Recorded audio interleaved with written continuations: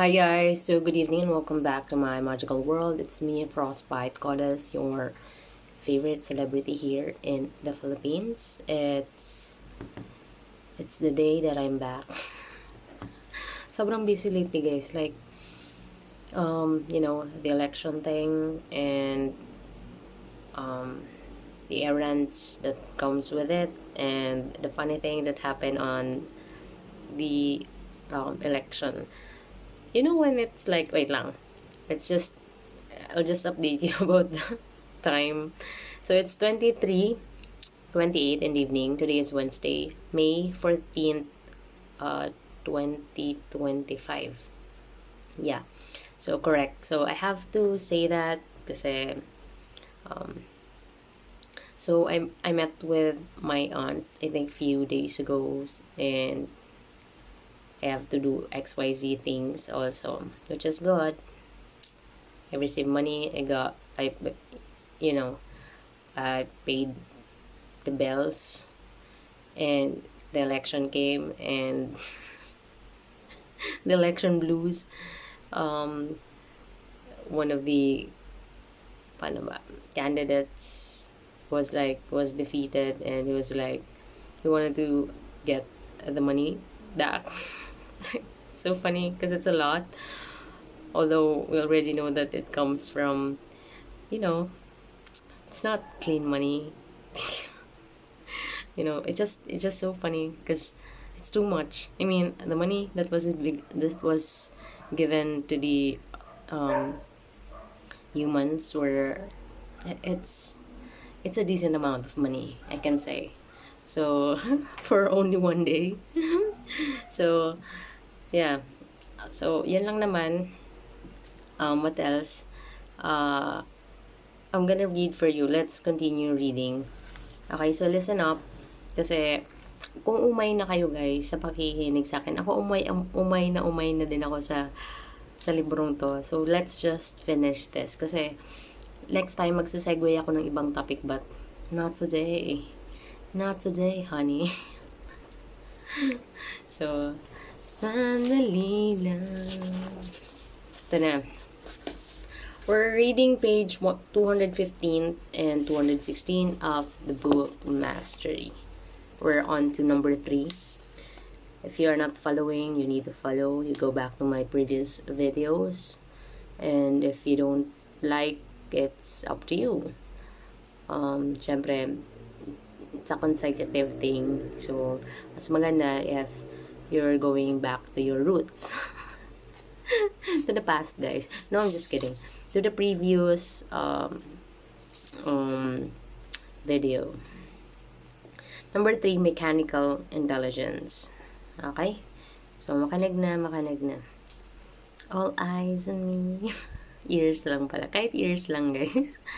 So, from their earliest years, the brothers Wilbur Wright and Orville Wright displayed a rather unusual interest in the working parts of any kind of device, particularly the elaborate toys their father often brought home to them. Let's continue, guys. So, yung mga sakit ng phones natin, diba? When we use it for like more than 5 years or almost 5 years and more, diba? Lagi siyang low-bat. So, ayan. I'm back.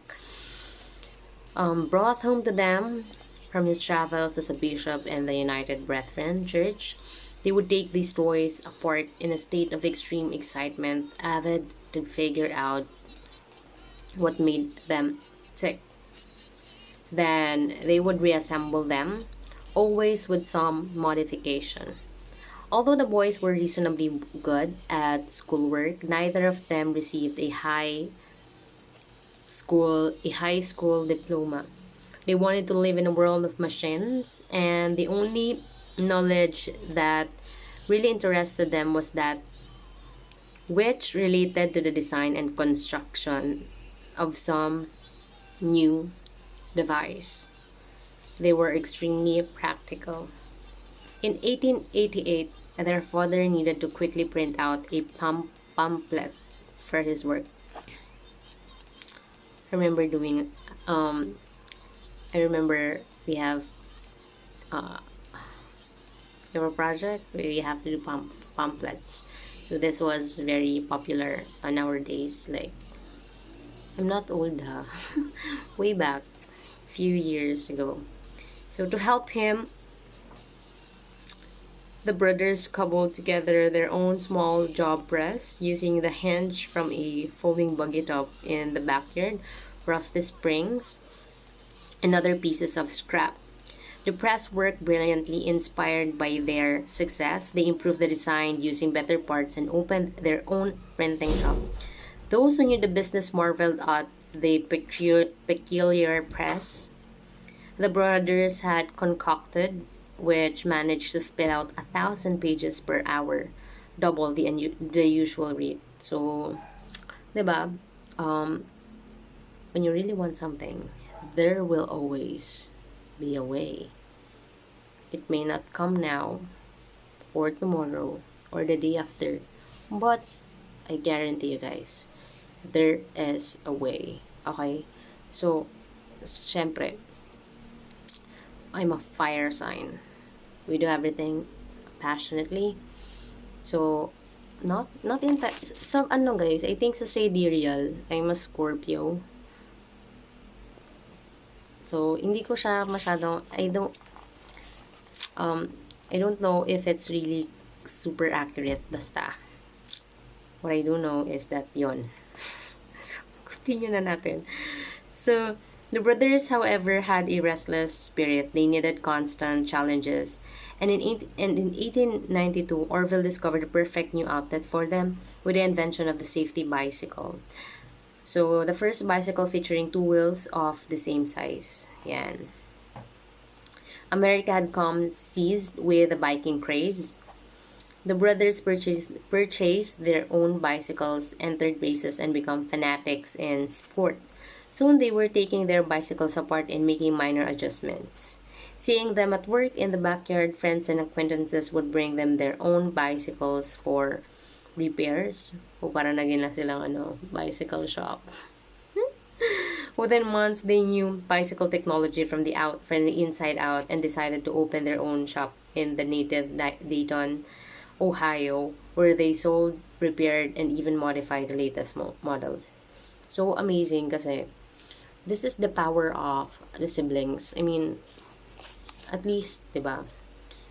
Someone you can trust somehow. Kasi you can trust other people.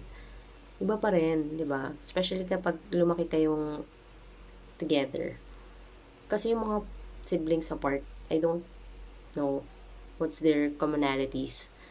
Kasi nga, for sure, they were raised and their upbringing is different. So, this seemed to be the perfect match for their skills. They could make various changes on a bicycle, take it out for a test ride, feel that worked and didn't work, and then make further improvements. So, ganun lang talaga, no? So, trial and error. Even before, you really have, in order to make something of brilliance, diba? You always need improvement, innovation. Small things, small steps will lead to greatness. Slowly but surely, it's equals to security of the bag of money. Just kidding, guys. Basta, you know what I'm saying, diba? Para tayong nakainom but I'm not drunk, okay? Not yet. So they were constantly striving to make the bicycles more maneuverable and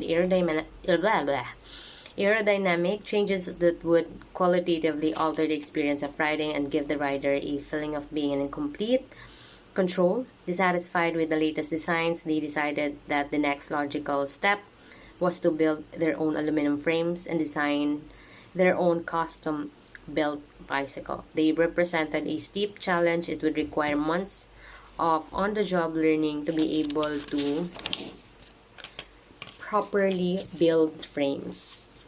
The slightest flaw could cause all kinds of horrifying accidents. In the process of learning the skill, they purchased a slew of the latest tools, built their own one-cylinder engine to power them, and steadily became master bicycle craftsmen.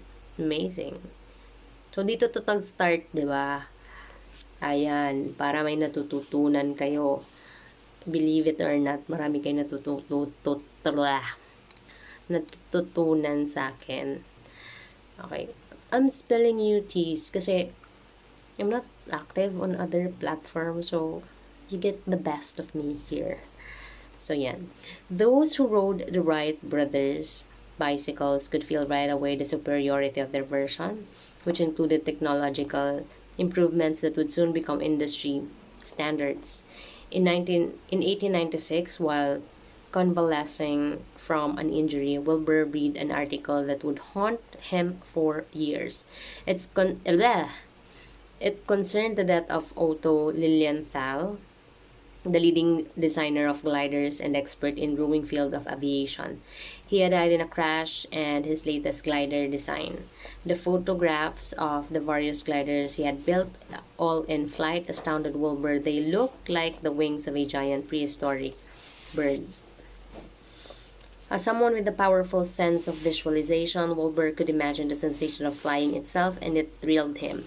But what surprised him in the article was that over many years of test flights, perhaps numbering in the hundreds, Lilienthal had never been able to maintain the flight long enough to get a feel for the necessary improvements, and had probably died because of this. Okay. So, several years later, newspapers were filled with stories about the latest pioneers in aviation, many of whom appeared to be getting closer to the goal of creating a motored flying machine. It was now turning into a race to be the first to succeed. His curiosity on the subject getting deeper, Wilbur decided to write to the Smithsonian Institution in Washington, D.C., requesting all of their available information on aeronautics and flying machines. For the next few months, he pored over the materials, reading about the physics and mathematics behind flight, the designs of Leonardo da Vinci, and the gliders of the 19th century.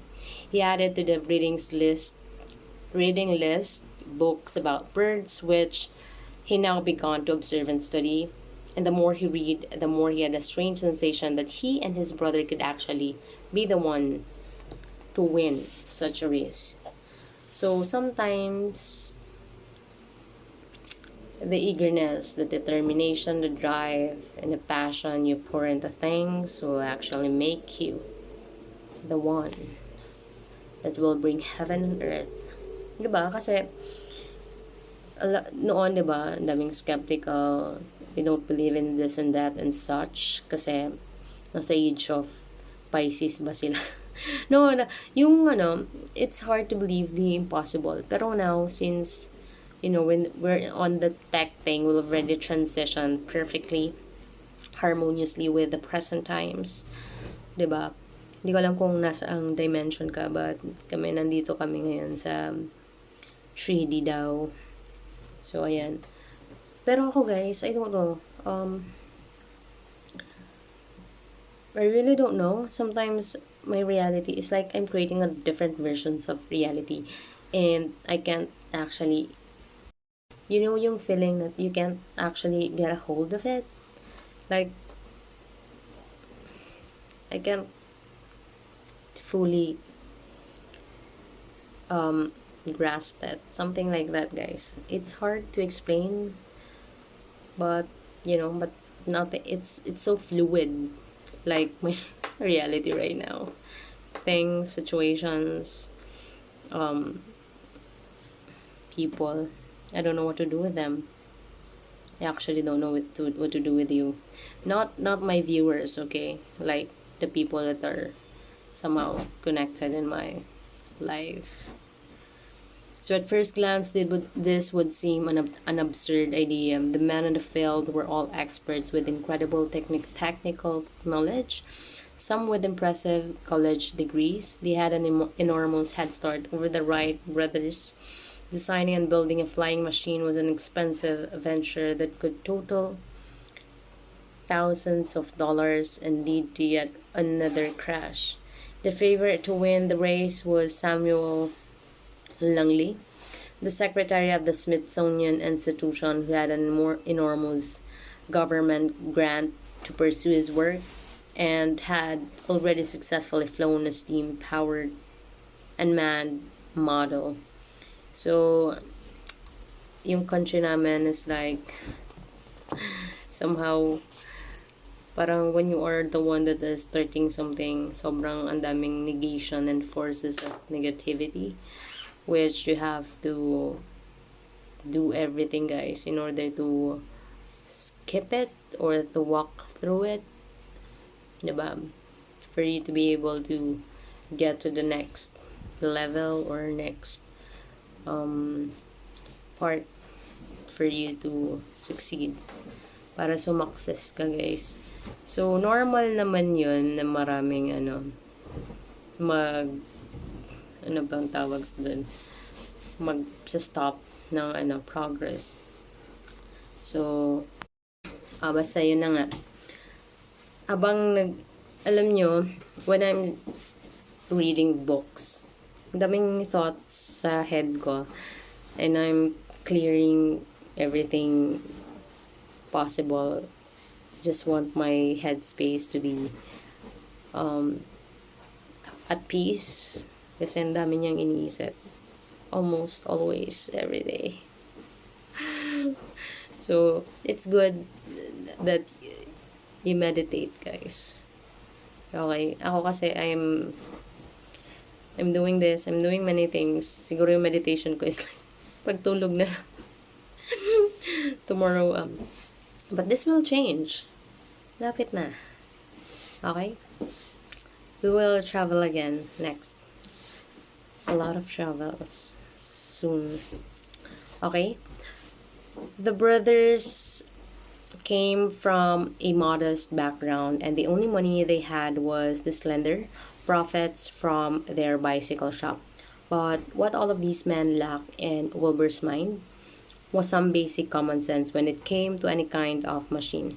These aviators had begun with the premise that what mattered was to get the machine in the air using a powerful engine of some sort, figuring the rest out once flight had been achieved. Ayan. So, tapusin na natin ang ating pagbabasa. We're done na, guys, with those pages. Of course, I look forward on seeing you again. Ano bang ginawa ko?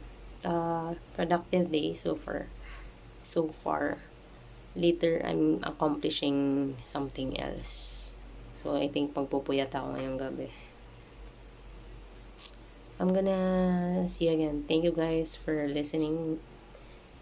Thank you for helping me make this world a better place for all of us and for the future generation. You are the future, guys. And I'm gonna see you in person soon. Yan na, guys. See you na. I hope you are all well rested wherever you are in this dimension. Take care.